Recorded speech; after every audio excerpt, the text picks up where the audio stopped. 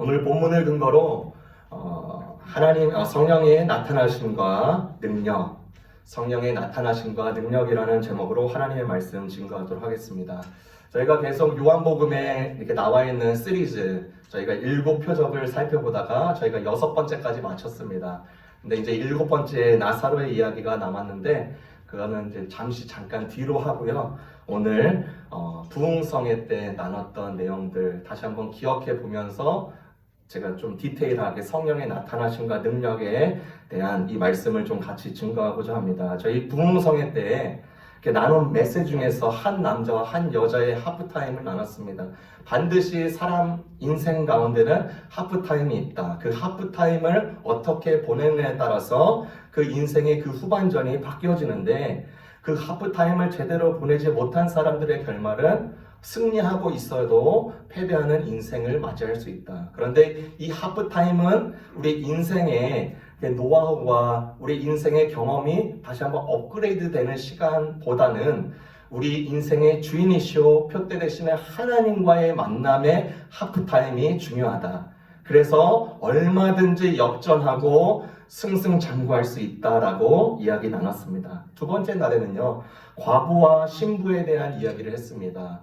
믿는 성도조차도 하나님, 우리 예수 그리스도 신랑 되신 분과 신부의 모습이 아니라 과부로서 살아갈 때가 너무나도 많다. 그러니까 과부의 모습이 어떻습니까? 신랑 예수 의지하지 않고 내가 이제 형편을 탓하고 또 나의 무능력함을 다시 한번 평가절하하고 그런 모습이 계속 일어날 때가 많다. 그런데 우리의 정체성, 우리의 성도된 정체성은 신부임을 다시 한번 강조했죠. 세 번째, 선한 목자와 착한 양에 대해서 나눴습니다.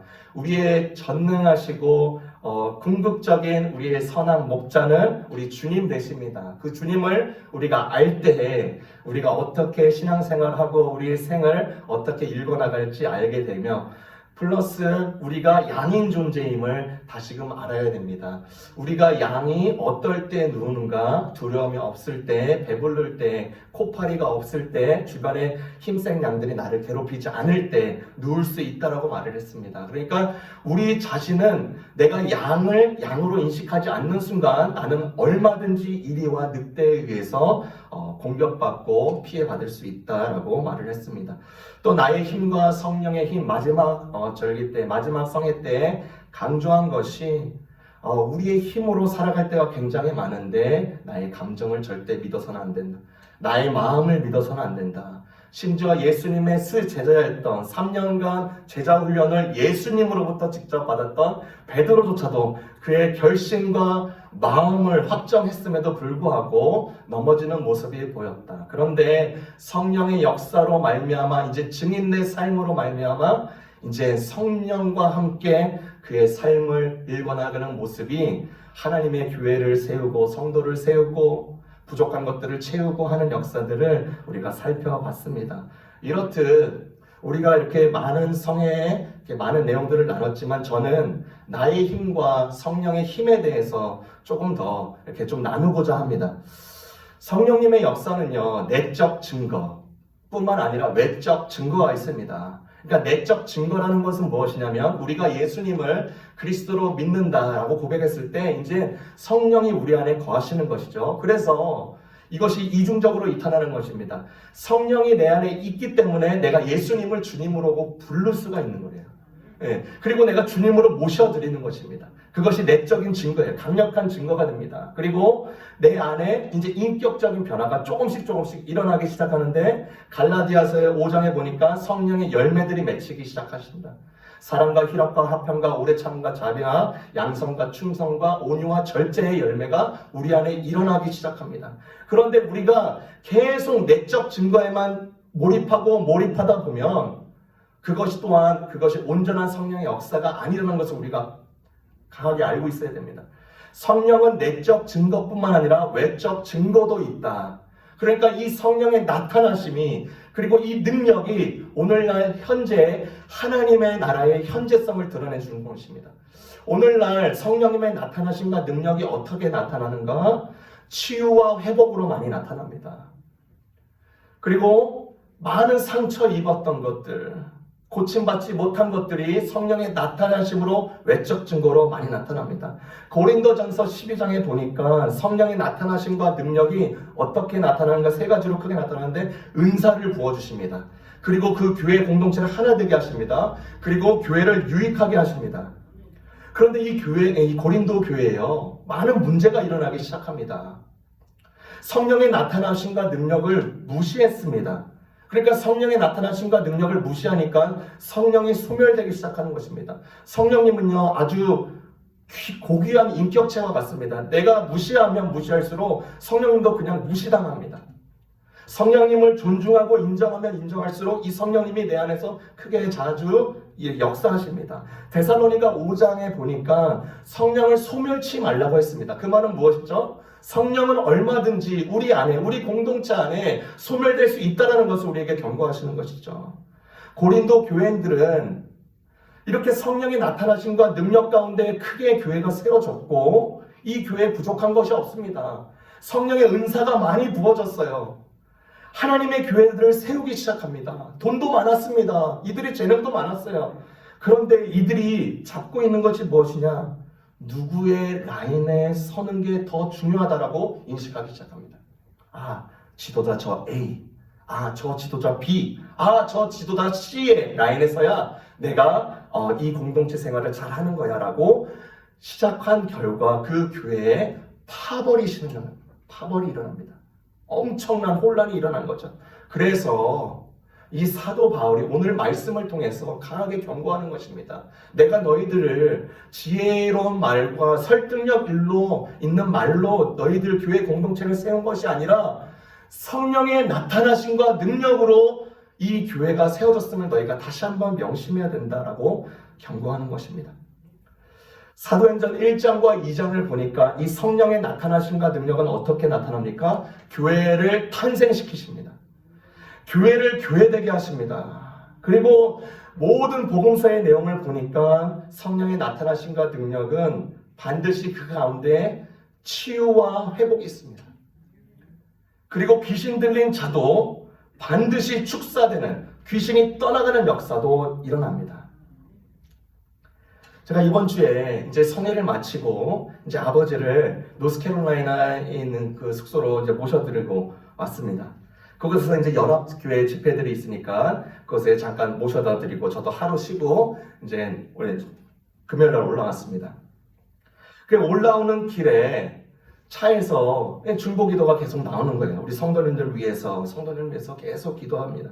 성도님 위해서 기도하는 가운데 제가 형제님, 김 형제님 위에서도 이제 계속 기도가 나왔어요. 그러면서 제가 이제 안타까운 마음도 있었습니다. 아, 이 형제가 이 성회 때 꼭 왔어야 되는데, 아, 이 형제가 성회 때 꼭 왔어야 되는데, 이 마음으로 계속 못 나온 거에 대해서 안타까움과 이 형제를 위해서 중보기도 했어요. 그리고 제 사모한테도 말하면서 우리 같이 이렇게 이 내용을 쉐어했습니다. 그리고 나서 금요일날 도착하고 쉬고 나서 토요일 새벽 예배를 드리는데 기도했던 김 형제가 자리에 앉아 있는 거예요. 깜짝 놀란 거죠. 근데 예배를 드리고 이제 다발을 하면서 이야기를 나눴는데, 아, 지금 보통 상태가 아니구나. 아, 심각한 갈등과 악한 영의 눌림으로 있구나 라는 것을 알게 됐습니다. 그리고 나서 제가 기도를 하는 시간을 가졌어요. 앞에 와서 중보기도를 하게 되었습니다. 지금 계속 하고 있는 단계입니다. 이런 모습 속에서 제가 이제 그 성령의 나타나심과 능력이 하나님의 나라의 현재성이라고 말씀하시는데, 하나님, 제가 성회 전부터 기도했던 것이 무엇이냐면, 하나님 이 성회를 통하여서 반드시 하나님의 사람들이 성령의 능력을 체험하고 하나님의 성령님을 인정하고 하나님의 살아계심을 조금이라도, 손톱만큼이라도 드러내시옵소서라고 계속 간절히 기도했어요. 그러면서 기도했을 때 이제 성회가 시작하기 전에 아버지와 이제 대화를 나누는데, 여러분 기억하시죠? 금요일 날 폭우가 쏟아졌습니다. 허리케인이 오는 거예요. 야, 성회 날은 날씨가 쨍쨍해야 되고 좀 좋고 컨디션도 좋고 막 그래야 되는데 허리케인이 오고 막 여기까지 이제 폭우가 쏟아지니까 저는 이제 내심 이제 속으로 걱정이 되는 겁니다. 성의 첫날 많은 사람들이 모여서 예배하고 이래야 되는데 못 나오면 어떡하지? 그런데 이제 아버지가 이제 그걸 들으시면서 걱정하지 마. 꼭 이 집회 가운데서는요, 이제 말씀의 겉면에 있는 거예요. 의외의 인물이 나온다. 의외의 인물이 나와서 은혜를 받는다. 그 말을 딱 전해주는 거예요. 그래서 아멘 하고 그 성회를 시작했던 것입니다. 어찌됐든 제가 이제 성회를 마치고 나서 이제 이 성령의 나타나심과 능력이 우리 교회 가운데, 강사 목사님도 저희를 축복하셨죠. 성령의 내적 증거뿐만 아니라 이제 나타나심과 능력도 하나님께서 허락하시면 이 교회 가운데 부어주시길 기도한다고. 그래서 저는 이 말씀을 통해서 이 악한 영과의 대적, 이 성령의 나타나심과 능력을 통해서 치유와 또 축사 사역에 맞물린 이 내용들을 제가 세 가지로 같이 나누고자 합니다. 첫 번째, 사단은요, 최고의 거짓말쟁이라는 것입니다. 사단은 최고의 거짓말쟁이다.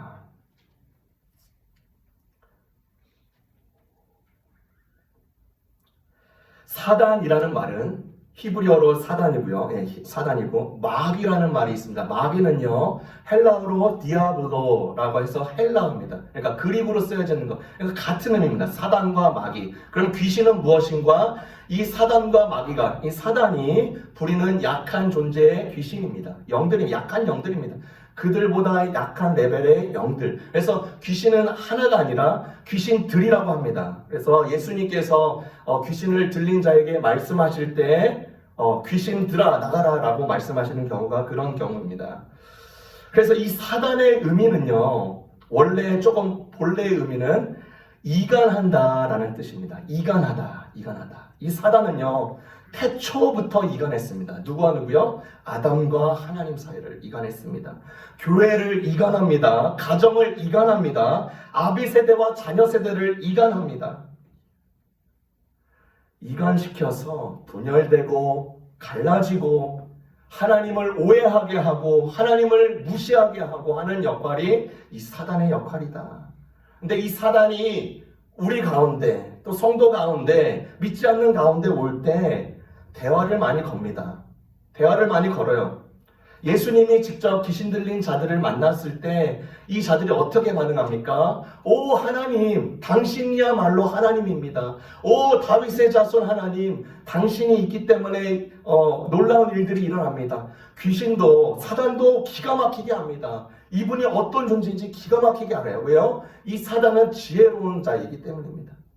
그래서 이 사단이 우리 안에 올 때, 우리를 공격하고 우리를 넘어뜨리려 할 때, 우리를 이간하려고 할 때 대화를 시도를 합니다.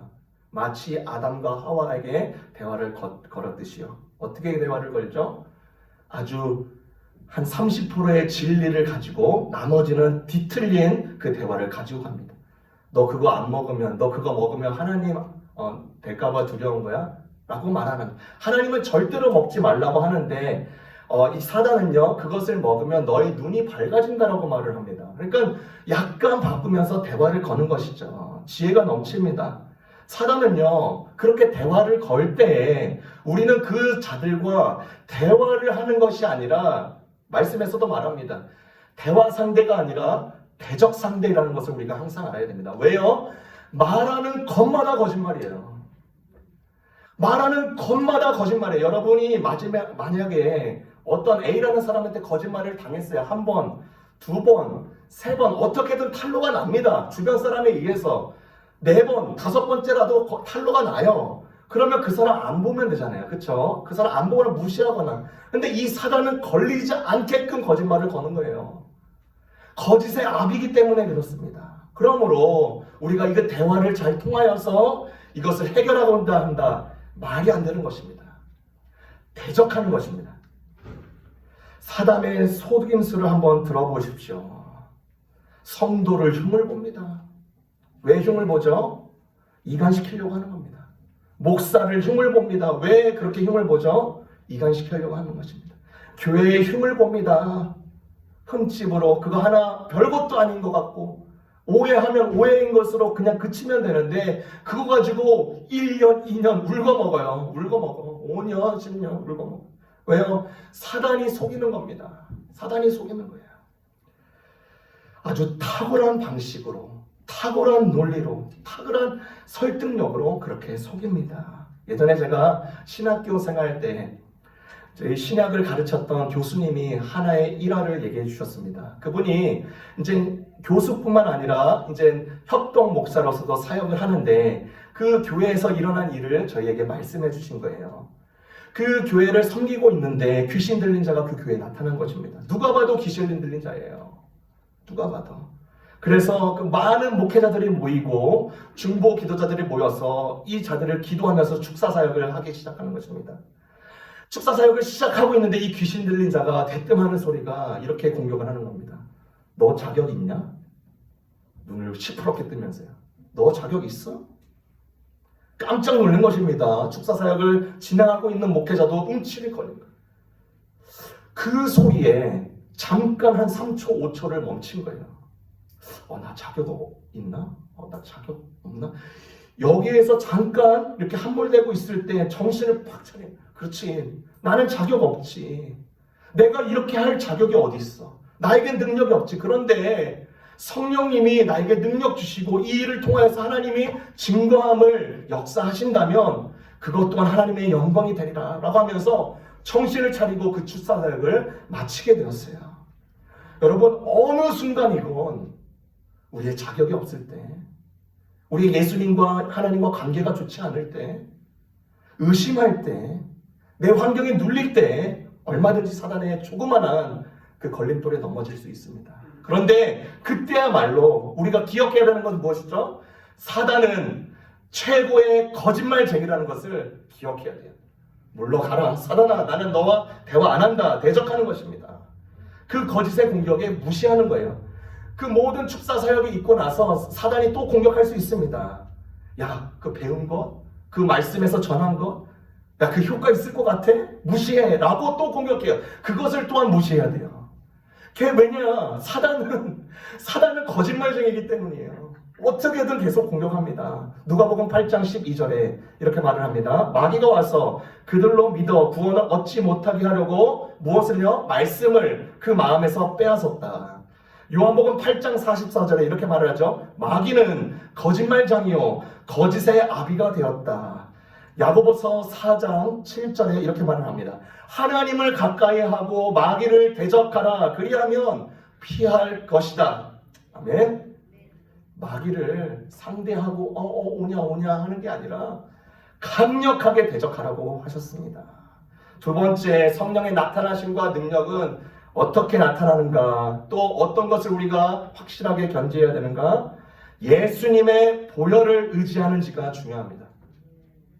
다 같이 한번 따라해 주시겠습니까? 예수님의 보혈을 의지하는지가 중요하다. 우리는요, 사단의 대적을 이길 지혜도 부족합니다. 노하우도 없어요. 능력도 부족합니다. 우리가 잘해서 이길 수 있는 대결이 아닙니다. 대결이 아니야. 단지 이것을 기억해야 됩니다. 예수님의 보혈이 내 안에, 그리고 지금 기도받고 있는 사람 가운데, 그리고 축사받고 있는 사람들 가운데, 우리 공동체 가운데, 우리 가정 가운데 예수님의 보혈을 환영하고 받아들였는가, 믿고 있는가, 없는가 여부가 중요하다는 것이죠. 이 시대가, 이 세대가 얼마나 예수님의 보혈에 대해서 무지하고 무시하고 값싸게 여기는가, 우리가 잘 볼 수 있습니다.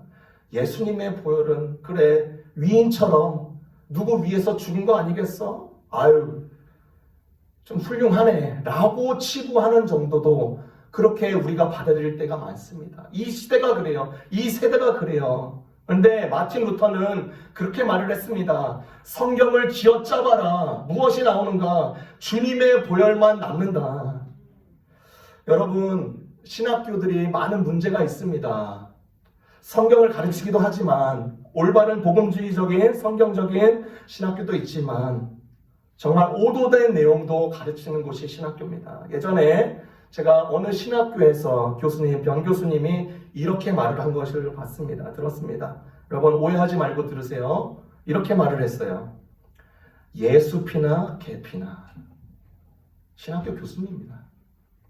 그러니까 아무런 예수님의 보혈이 그때 당시에만 그 사람의 공명성과 위인성을 드러내기 위한 것이지 예수 피나 개 피나 다름이 없다라고 그렇게 발언을 했습니다. 예수님의 보혈이 어떤 보혈입니까? 이 사람 말대로 그런 보혈입니까? 아닙니다. 예수님은요, 우리를 볼 때에 보혈에 덮인 우리를 보는 것입니다. 그분이 흘리신 그 보혈을 통하여서 우리를 보시는 거예요. 이집트에 노예 생활을 했던 백성들을 그곳에서 구출하실 때 하나님께서 마지막으로 그 미션을 하나 주십니다. 그 양의 피를 문설주에 발라라. 그 바른 곳에는 하나님의 심판이 없겠다. 정말로 그 문설주의 피를 바른 것을 하나님의 천사가 보고 그 죽음을 통과합니다. 넘어갑니다.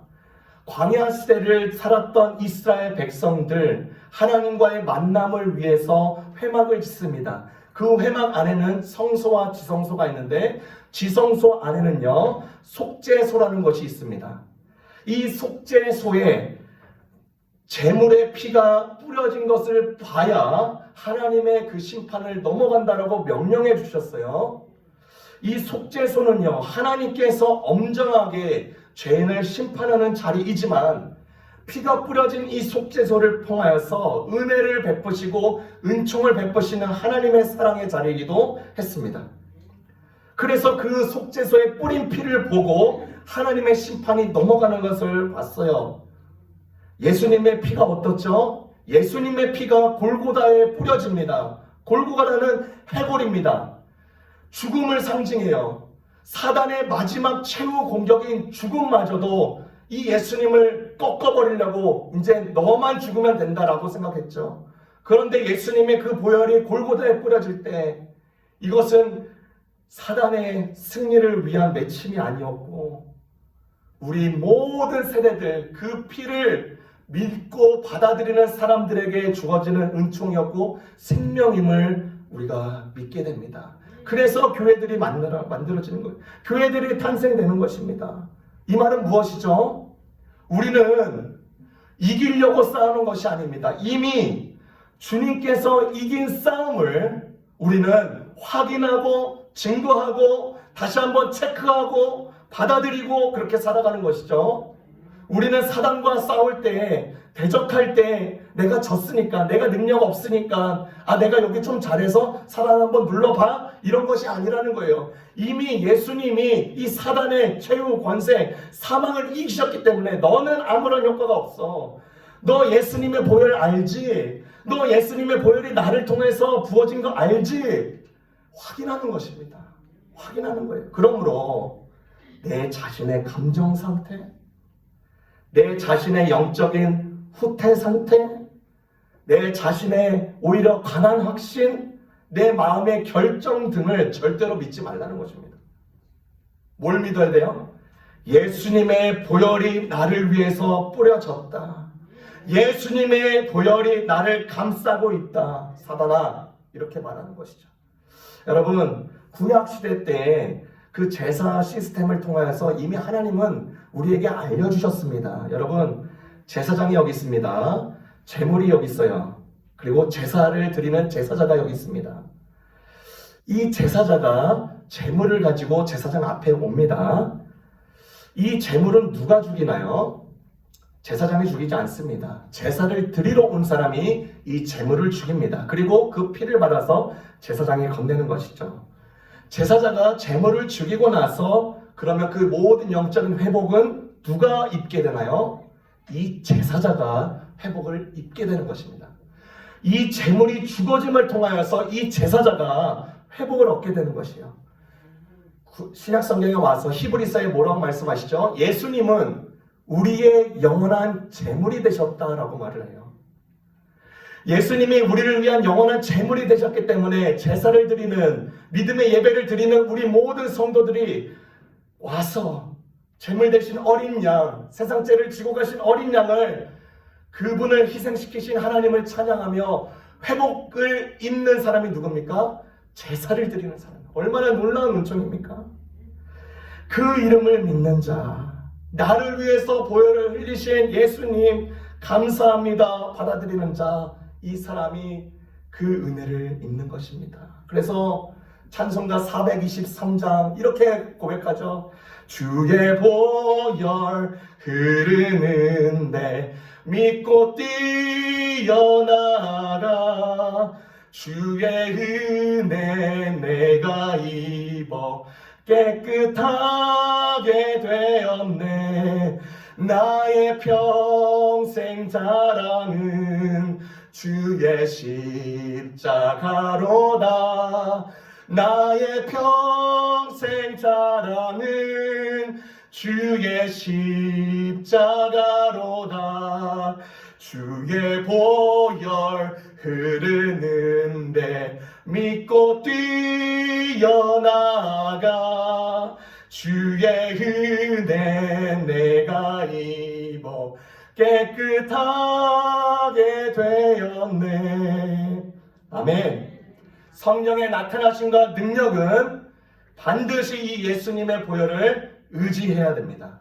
그 가운데 역사가 있는 것이에요. 마지막으로 우리에게 무엇을 가르쳐 주는가? 회개와 회복을 불러 일으킨다는 것입니다. 성령의 나타나심과 능력으로 말미암아 회개와 회복을 불러 일으키십니다.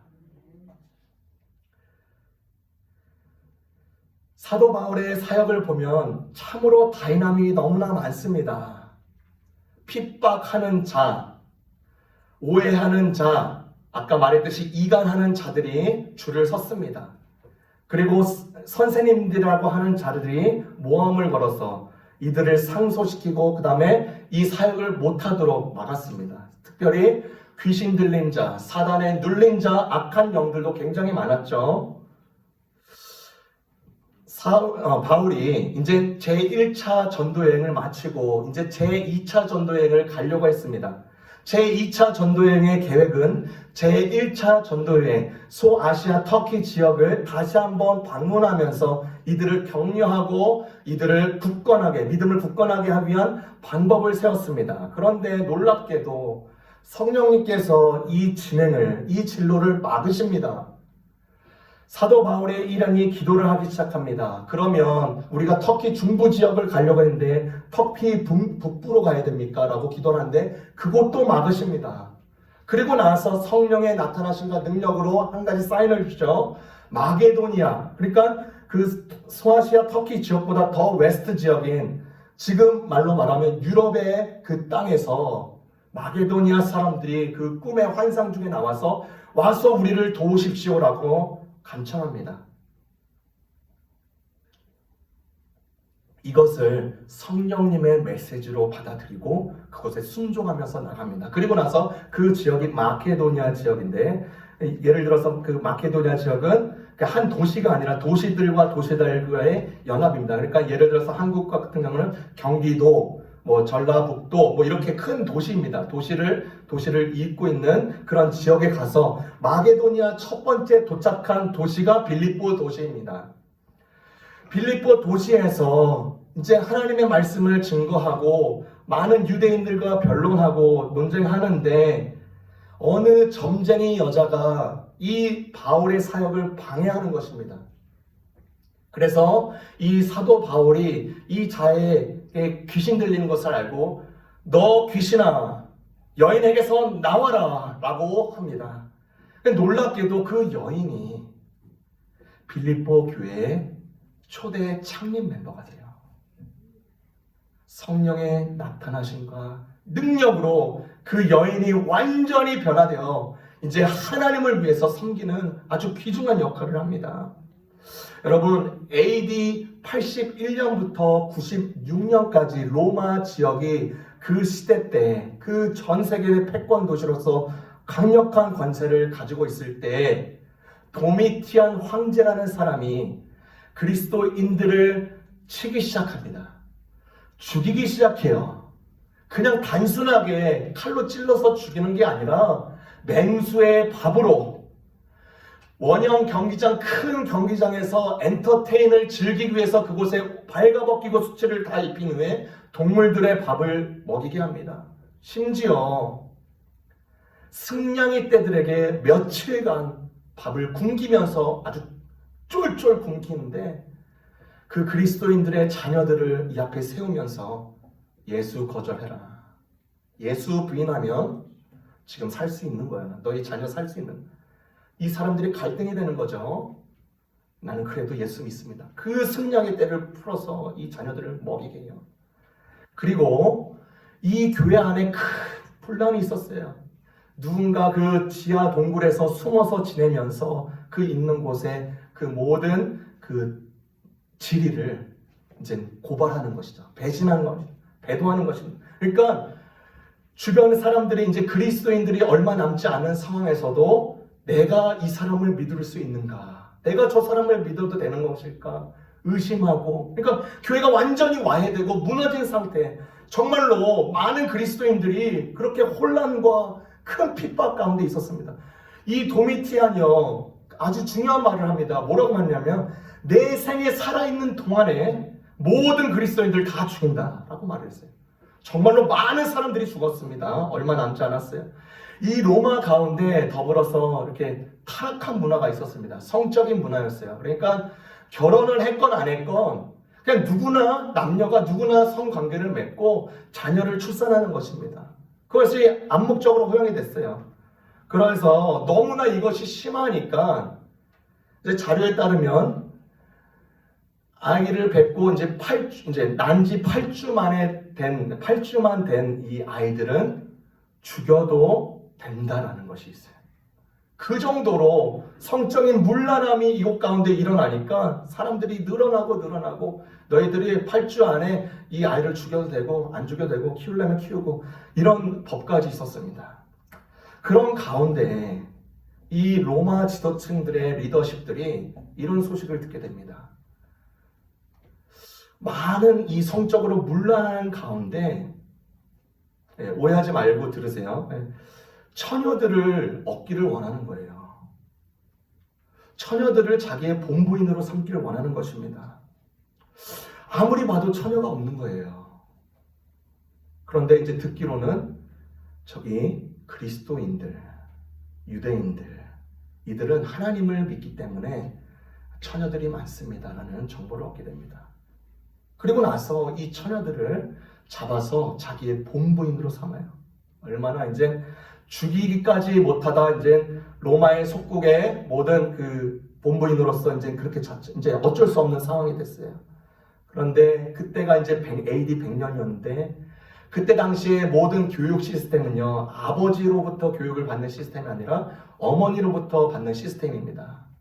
그러니까 지금 그 로마인들의 본부인으로 들어간 이 유대인들과 그리스도인들로 말미암아 그 가정 가운데 조금씩 변화가 일어나기 시작해요. 하나님의 메시지가 퍼져나가기 시작합니다. 로마인들이요, 이 복음을 조금씩 받아들이기 시작합니다. 도미티안이 신이고 도미티안이 하나님이라고 했는데 아니었구나. 이것을 받아들이기 시작합니다. 100년, 200년, 300년 됐을 때 그 로마에 그리스도의 복음이 얼마나 많이 퍼졌는지요. 그래서 이 크리스찬티를 국가적으로 이제 인정합니다. 공인을 하는 거예요.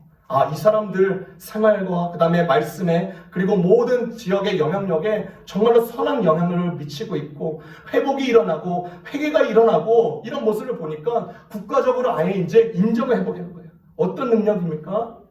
성령의 나타나심과 능력이에요. 패배한 것 같으나 주춤한 것 같으나 하나님의 나타나시고 하나님 도대체 뭐 하시는 거예요? 라고 의심하고 손가락질 했으나 그 기간 동안에 묵묵히 이 나라에 남아있는 자들을 살리면서 그 가운데서 하나님의 복음을 전하고 본부인으로 들어가면서 메시지를 전하고 너는 이렇게 살면 안 돼. 로마의 문화를 따라가서는 안 된다. 로마가 중요한 것이 아니라 너는 하나님의 자녀로 살아야 되라는 이 메시지가 계속 울려 퍼진 것이죠. 반드시 성령의 나타나심과 능력에는요, 이렇듯 회개와 회복을 불러일으킵니다. 여러분, 회개의 본질이 무엇입니까? 회개의 본질은 잠시 내가 가던 길을 멈춰서 그냥 감정적으로 느껴서 망치 한 대 맞고 눈물 흘리고 그렇지 라고 하는 게 회개가 아닙니다. 회개는 그 가던 길을 멈추고 하나님에게 돌아가는 것이 본질입니다. 그래서 모든 회개의 최종 목적은 하나님이다. 하나님이다. 하나님이다. 여러분, 어떤 부분에 있어서 갈등과 문제와 환경에 눌린 사람들이 있습니까? 성령의 나타나심과 능력이 하나님께서 주신 은총으로 말미암아 이 회개와 그 다음에 이 회개로부터 말미암아서 이 회복의 역사가 계속 우리 자신뿐만 아니라 이 교회 가운데, 공동체 가운데, 이 리치몬드 지역 가운데 끊임없이 일어나기를 주님의 이름으로 축원합니다. 기도하겠습니다. 사랑의 주